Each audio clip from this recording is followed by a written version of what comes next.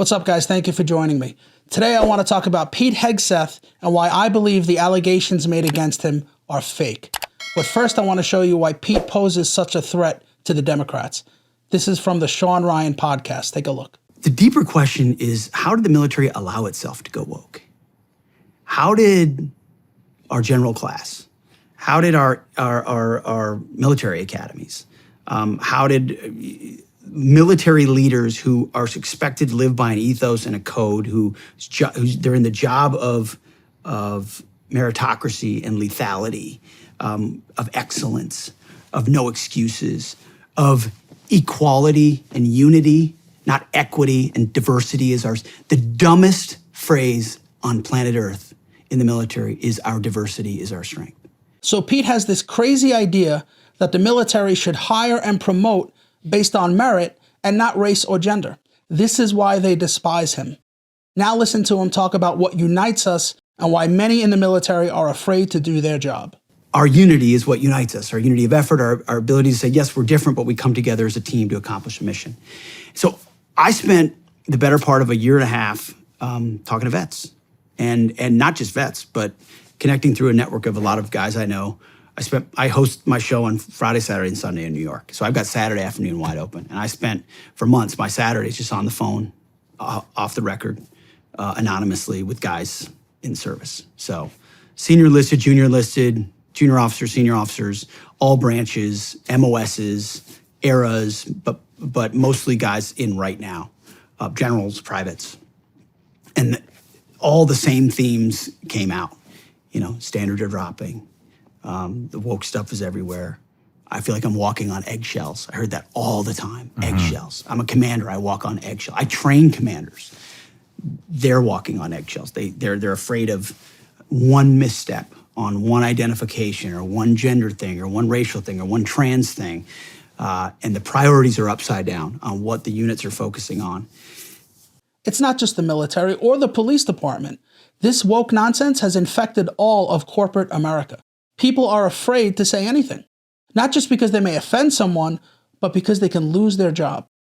And every single one of those distractions means we're less good at our job, which is supposed to be closed with and destroy the enemy on behalf of our nation and bring our boys home. I agree. The military's main objective should be to win the war and to keep us safe. And when we focus on anything but that, it weakens us as a nation. Now listen to him explain how we got here. And once the combination of Floyd and January 6th happened, they went all in on DEI and CRT and transformation, focusing on patriot extremism. We talk all about that in the book. You know, Gadsden flags are signs of radicalism. Get the bumper sticker off your car. Remember, the FBI labeled those who flew the Gadsden flag as violent extremists. And who could forget about the 12-year-old who was expelled from school for having a "Don't Tread on Me" patch on his book bag? Now listen to him explain how we fix this. There's a chance to course correct it, but it would take the new Trump administration going after it really hard. How would they correct it? Well, first of all, you got to fire. You got to fire the chairman of the Joint Chiefs, and you got to fire this. I mean, obviously, you're going to bring in a new Secretary of Defense, but any general that was involved, general, admiral, whatever that was involved in any of the DEI woke shit, has got to go. Either you're in for war fighting, and that's it, and that's the only litmus test we care about. You got to get DEI and CRT out of military academies, so you're not training young officers to be baptized in this type of thinking. And then, whatever the standards, whatever the combat standards were, say, in, 1995, let's just make those the standards. And as far as recruiting, to hire the guy that, did Top Gun Maverick and create some real ads that motivate people to want to serve. So he mentions create real ads that make people want to serve. I'm going to show you exactly what he's talking about. This is a commercial for the Army in 2009. Easy approach. Go, go, go, go, go, go.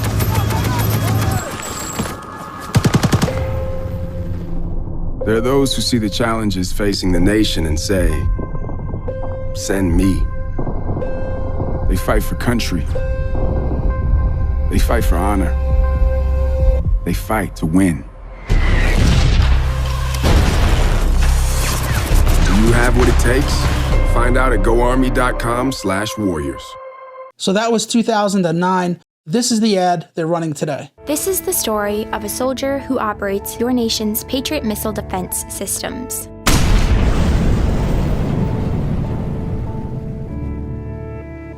It begins in California, with a little girl raised by 2 moms. With such powerful role models, I finished high school at the top of my class. And after meeting with an Army recruiter, I found it. A way to prove my inner strength and maybe shatter some stereotypes along the way.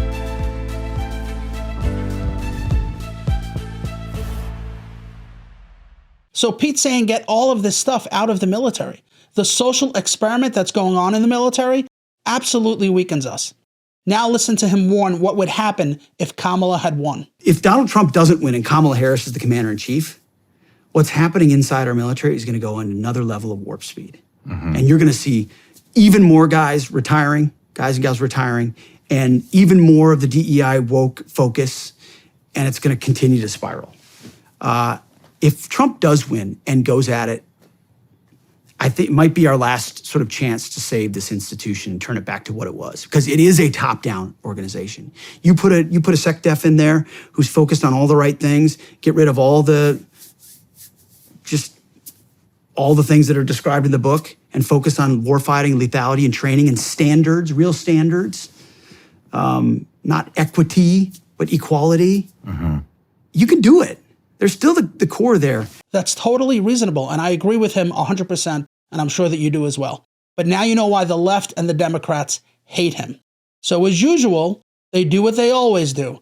They start with calling him a white supremacist. Because let's remember, like when we're talking about the secretary here and Hegseth and his white supremacist and extremist tattoos on his body, he is also a person, if he is in this job, who will be having the discussion with Donald Trump about sending the military into communities to police U.S. citizens. This is something that Donald Trump has said explicitly. It's a power he has wanted to use. It's one of the warnings we heard from the Joint Chiefs in his administration when he was president before, and it's in Project 2025. I'm going to add the Secretary of Defense nominee, Peter Hegseth, the Fox News commentator as well, because this is someone who, weekend host, important distinction.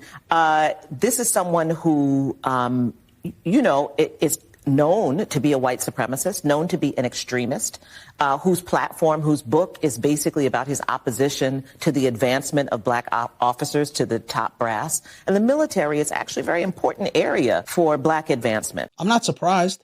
When in doubt, always fall back on the race card, right? It's worked well for Democrats for decades. But today, they're attacking him on something else. Here's corrupt CBS News. Turn now to this newly revealed police report that offers graphic details into a sexual assault claim against Donald Trump's pick to run the Department of Defense. The police report is now published for anyone to read. Pete Hegseth's lawyer maintains it was a consensual encounter. CBS's Nicole Kalin was asking tough questions today on Capitol Hill. Vice President-elect J.D. Vance played host to Defense Secretary pick Pete Hegseth on Capitol Hill today, just as the news broke of a graphic newly released police report that detailed Hegseth's involvement in an alleged sexual assault in 2017. Did you sexually assault a woman in Monterey, California? I have, as far as the media is concerned, I'll keep this very simple. The matter was fully investigated, and I was completely cleared, and that's where I'm going to leave it. According to the report, a woman referred to as Jane Doe met Hegseth during a conference at the Hyatt Regency Hotel. Both were drinking with a group at the hotel bar when Doe said things got fuzzy. A nurse who treated her later said Doe believed something may have been slipped into her drink. She then recalled being in a hotel room when Hegseth took her phone from her hand. When she got up to leave, Hegseth blocked the door with his body. Her next memory was when she was on a bed or a couch and Hegseth was over her. His dog tags were hovering over her face. I don't know the young lady. Oklahoma Senator Markwayne Mullin said Hegseth addressed the allegation in their meeting. I don't think there's any way in the world you can say that this was a sexual assault. What makes you so confident about that? Have you read the report? I actually have. I've got it right here. I read the report too. It's pretty clear that of what took place. It was pretty clear that it was. She definitely wasn't drugged to a room. It was two people flirting with each other. Well, it also said she couldn't get out of the room. Well, that's one person's opinion. Hegseth's attorney told CBS News police found the allegations to be false and claimed it was Hegseth who was intoxicated and the woman who was the aggressor. He also confirmed the Fox News host paid the woman an unknown sum of money after she threatened to sue, fearing it could cost him his job. The district attorney in Monterey said tonight that her office declined to file charges against Hegseth because it determined that they could not be proven beyond a reasonable doubt. Nora? All right, Nicole Killian with those tough questions tonight. Thank you. I'm going to show you the parts of the police report they purposely left out. But first, let's start with her statement about the DA not wanting to prosecute because she didn't think that she could prove this beyond a reasonable doubt. I could almost guarantee you that the corrupt media is going to say, just because you couldn't prove this in a court of law doesn't mean that he didn't do it. And when you hear that, I want you to consider this. It is not just that the DA couldn't prove this beyond a reasonable doubt. It's that the cops on the scene who investigated this didn't even obtain probable cause. Probable cause is a lower standard of proof than beyond a reasonable doubt. It's not like the cops arrested Pete and the DA's office said, we think you made a mistake, so we're not going to prosecute. The cops didn't even get to the point where they could make an arrest because the evidence did not take them there. They interviewed Pete and the victim, and they determined there's no crime here. But because of the serious allegation, they were required to notify the DA's office, and when they did, the DA concurred with police that no crime had taken place. Now I'm going to show you what this corrupt reporter is hiding from you in this police report. The incident took place Saturday night/Sunday morning. The woman claims she didn't realize what happened until Monday morning. But she didn't go to the hospital then. She waited until Thursday. She waited 3 additional days to go seek treatment. And I'm going to tell you why later on in this video. But the hospital staff asked her who the guy was, and initially she refused to identify him. Ask yourself why that is. Why would a woman who was victimized in this way want to protect the identity of the man who did this to her? Could it be that she knows he's innocent? Keep that in mind. Now, the media loves to tell us that she felt fuzzy and thought that he may have drugged her. I'm going to prove to you how that's not possible. So let me set this up for you. There was a conference where Pete was the keynote speaker, and then there was an after party. When that party ended, a handful of them went over to the bar. Throughout this time, the woman had been checking in with her husband, who was also staying at the same hotel. And according to the police report, the husband stated that he saw her at 5 p.m. and she did not appear to be intoxicated. The next time the husband saw her wasn't until 4 o'clock in the morning when she returned to their hotel room. And according to the husband, she didn't appear to be drunk. She did not have a hard time walking, and she was not slurring her words. Also, according to the husband, she claimed she had fallen asleep in a coworker's room, and that's why she couldn't respond to his text messages. This is very important. I'm going to get back to this later. So the husband sees her at 5 p.m. and again at 4 a.m., and both times he said that she appeared fine. So now the cops pull the video. On the video, they see Pete, the woman, and a third girl walking into the hotel lobby around midnight. And according to police, she was walking straight and did not appear to be drunk. Cops see her again at 1:15 in the morning, walking with Pete and headed towards the pool. They were locked in arms and she was smiling. And again, according to police, she did not appear to be intoxicated. So according to police, they observed her at midnight and again at 1:15 in the morning, and both times she does not appear to be intoxicated. But let's be clear, this is based on observing her on video only. This is not based on any interaction with her. However, the cops interviewed the hotel clerk who stated the following. At approximately 1:30 in the morning, 2 separate guests in Building 4 had called the front desk to complain about a couple near the pool causing a disturbance and being loud. The clerk contacted hotel security, but because they were busy, he decided to leave the lobby and head on over to the pool. Upon arrival at the pool, he observed Pete and the woman arguing, and according to the hotel clerk, Jane Doe was not intoxicated, and Pete was very intoxicated. So she's not the one drunk, Pete is. In fact, when cops interviewed Pete, he didn't even remember being at the pool. So now we have a much smaller window, 1:30 to 4 a.m. when a husband saw her and said that she was fine. That's a 2.5-hour window, but it's actually a smaller window than that when you consider the following. The hotel clerk said 2 separate guests called around 1:30 in the morning to complain. Can we assume they called at the exact same second? No, they probably called a few minutes apart. Then it also states that he waited for security and then left to go investigate it himself. But look how far the hotel is from the pool. I would say that's at least a 5 or 10 minute walk to the pool, and then he spent another 5 or 10 minutes interacting with them. The point is, the window isn't from 1:30 in the morning to 4 in the morning. It's more like 2 in the morning to 4 in the morning. And this doesn't consider the fact that they had to walk over to building 5, which is where Pete was staying. He was staying in room 528. It also doesn't take into consideration that when the husband saw her at 4 a.m., he was at a different location in a different building, so we assume that's at least another 10 or 15 minute walk to go back to her room. So what are we talking about here? We're talking about a window that is only an hour and 30 minutes. When could he have possibly drugged her? When could he have drugged her? Remember, the clerk said that she was fine at 2 a.m., and the husband said she was fine at 4 a.m. But it gets worse for her, because police interviewed her girlfriend who was with her at the after party and claims the woman did not seem intoxicated. Her friend also went with her to the bar and saw her consume 1 drink. She said she did not seem intoxicated and was coherent. The cops interviewed a second friend who was with her the whole evening, and this person also confirms that she did not look or act intoxicated. So we have the cops observing her on videotape, and they determined that she didn't appear intoxicated. We have 2 separate friends, both separately and independently, claiming that she didn't appear to be intoxicated. We have the hotel clerk saying that he saw her at 2 a.m. and she appeared fine. And we have her own husband seeing her at 4 a.m. and he claimed that she appeared fine. But it gets worse for her. That second friend also met her the next morning for the next day of the conference. And according to this second friend, she claimed that the woman appeared to be her normal self and did not appear to be hungover. If she was drugged, she'd be staggering all over the place and slurring her words. You wouldn't have this many people interact with her separately, including her own husband, and not notice something. Do you know what these drugs do?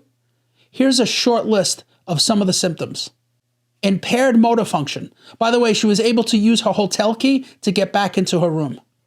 Problem speaking. Nausea and excessive vomiting. Confusion. Problem seeing and visual distortions. Stomach issues. Excessive sweating. Difficulty breathing, including shortness of breath. Tremors, seizures, and convulsions. All of these people separately and independently stated that she had none of these symptoms. And remember, the hotel clerk said that she was very coherent. Now the cops interview Pete, and this is what saves him. Pete stated that he drank only beer and was just buzzed, but in my opinion, he was drunk. He didn't remember being by the pool, and according to the hotel clerk, he claimed Pete looked very intoxicated. Pete admits to this encounter, but he claims that it was consensual. He also states, and this is important, that she asked him if he had a condom. And when he said he didn't and said that they could stop, she said, no, it's not a problem. Pete also told police that she told him that her plan was to go back to her husband and say that she fell asleep in someone else's room. And according to the husband, that is exactly what she said when she returned to their room at 4 a.m. Remember I said that was important? Pete and the husband did not speak to each other. But Pete's account of that night is corroborated by the husband, which indicates to me that Pete is the one being truthful. Here's another thing. Remember Pete said that she asked him if he had a condom? This is corroborated by the victim herself. The victim stated she remembered asking Pete if he had a condom when the incident occurred. I've investigated cases like this, and I can tell you there aren't a whole lot of criminals out there that stop because they don't have protection and then only continue once she gives the okay. So these 2 things tell me that Pete is the one being truthful and she isn't. The fact that he claimed she was going to tell her husband that she fell asleep in someone else's room is corroborated by the husband, and that she asked him if he had a condom is corroborated by the victim herself. But the next thing really solidifies it for me. She was asked to participate in a pretext phone call. This is a phone call where she would call Pete, engage him in conversation, and police would listen in on the line and record what's being said. She refused. Why didn't she do this? If this guy did this to her, wouldn't she want justice? You don't have to be a cop to realize that if she called Pete with the cops listening in, she would risk Pete saying something like, "What the hell are you talking about? You know that this was consensual. In fact, I offered to stop because we don't have protection, and you told me it was okay to continue." So she knew that if she made that phone call, it would expose her for lying. Now, everybody's ragging on Pete because he was in between two marriages, but he did have a girlfriend at home with a newborn daughter. But if we're going to talk about Pete, we got to talk about the girl. Remember I said she appeared back at the husband's hotel room at 4 a.m.? Do you know who else was in that room with the husband? Her 2 kids. Read this text, it'll break your heart. The wife responds, "Okay, gotta run around for a while. Text you when I can. Love you." He responds, "Love you too. Think we could do s'mores, or shall I continue winding them down?" While she's out partying, trying to hook up with Pete, by the way, the girlfriend claimed that she was flirting with Pete throughout the night, the poor husband is back at the hotel room with their 2 children, asking her if they could roast marshmallows when she gets back, or should he just put them to bed? That doesn't bother you? You want to talk about character? Let's talk about it. I realize she's not the one nominated for this position, but when you're filing a police report and making these serious allegations and there's no hard evidence to point you in any direction, you need to assess the character of both parties involved to try to determine which one is telling the truth. And in this case, it's clear to me that she's the one lying. We used to see this on patrol. We called it morning regret. Girl goes out, she cheats, regrets it, doesn't want to take responsibility for it, so she makes up this type of allegation. And we see it with gambling too. People get paid, blow their whole check, and they don't want to tell their spouse or their husband, so they make up an allegation that they were robbed. Now let's go back to the hospital. Remember I told you she waited 3 more days to go to the hospital. She discovered what happened on Monday, but she decided to wait until Thursday evening to go get checked out. Why would she wait? Here's what I think. She knew that delaying her exam would prevent the hospital from running tests to determine whether or not she had been drugged. Rohypnol, which is the most common drug used in a crime like this, can be detected in urine for up to 72 hours. I'm sure she Googled it. Remember, this happened Sunday morning. So she waited Monday, Tuesday, and Wednesday and showed up on Thursday knowing it would be too late to test for it. Had she gone earlier, the hospital could have tested her and said, "We didn't find any drugs in your system." And her allegation goes out the window, along with her marriage. The bottom line here is Pete's innocent, and I hope the Republicans have the courage to stand by him throughout this nomination. I know what he did was wrong, but she's no angel either. In fact, she's evil. Not only did she do this with her husband and kids in the same hotel, but she tried to frame an innocent man and then went over to him years later and demanded money to keep this a secret. That's all I got for you on this video. I hope you enjoyed watching it. If you did, please consider subscribing. Please give me a thumbs up, share it, and comment. I read and answer all of the comments. Thank you again, and I hope to see you on the next one.